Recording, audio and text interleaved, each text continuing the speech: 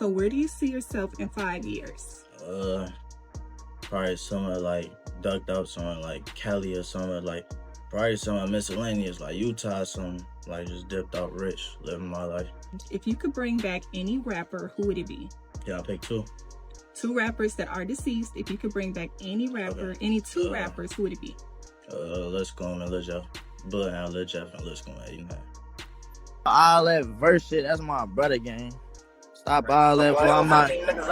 I'm not into it, my fucking brother, man. What's wrong with y'all, folks? My dead homie. That is my brother, gang. Yeah, never fall out over shit. I just was mad at folks for a little bit, that's all. But shit. Skrilla went to Chicago to link up with Bloodhound Q50 and content creator Brandon Buckingham for what was supposed to be a studio session. He left with a bullet in his leg, and now the beef between him and Q50 is one of the most active situations in the drill scene right now. Let's break down everything from the night of the shooting to where things actually stand. First, you need to understand who Brandon Buckingham is because his presence that night is central to the whole story.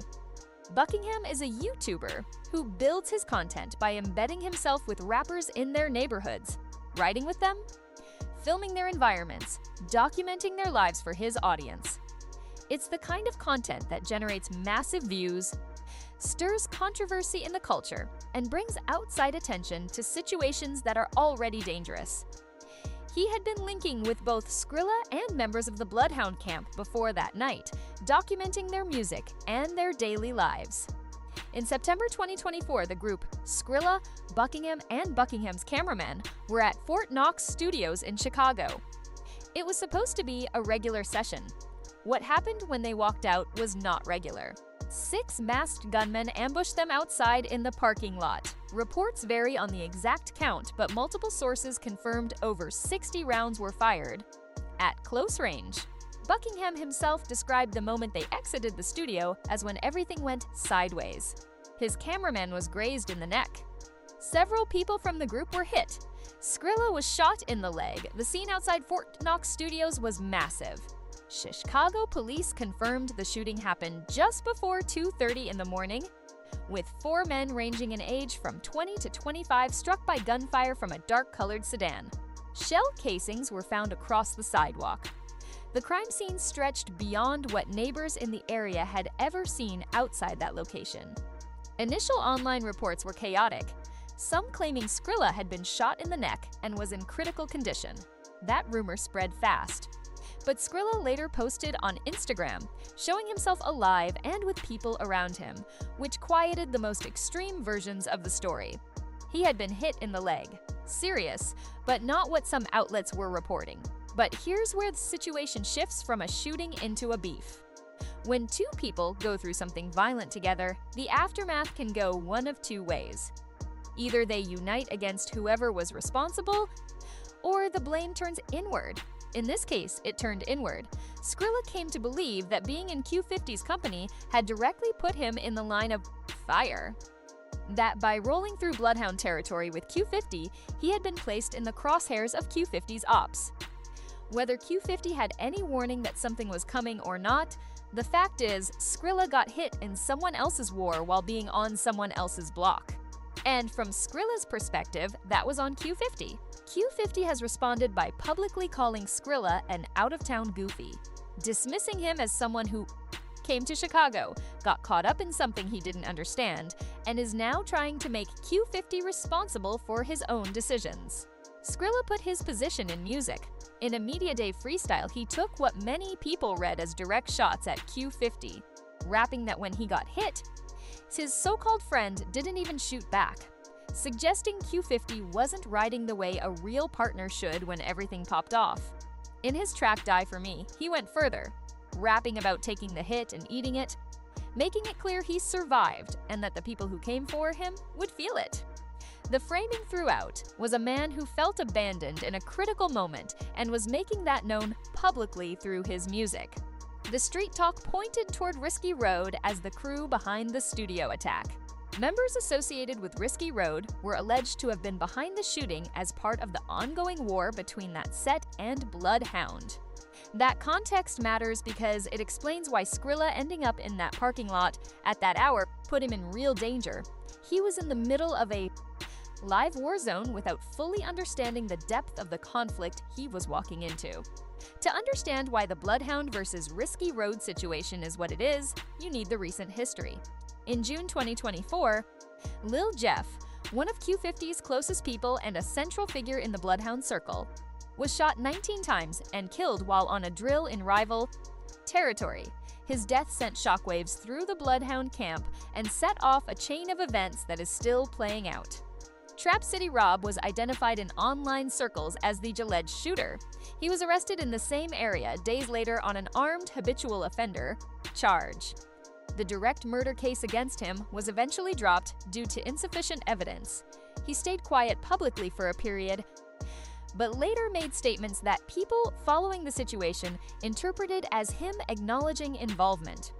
Whether anything charges follows remains an open question. Then came Lil Scoom.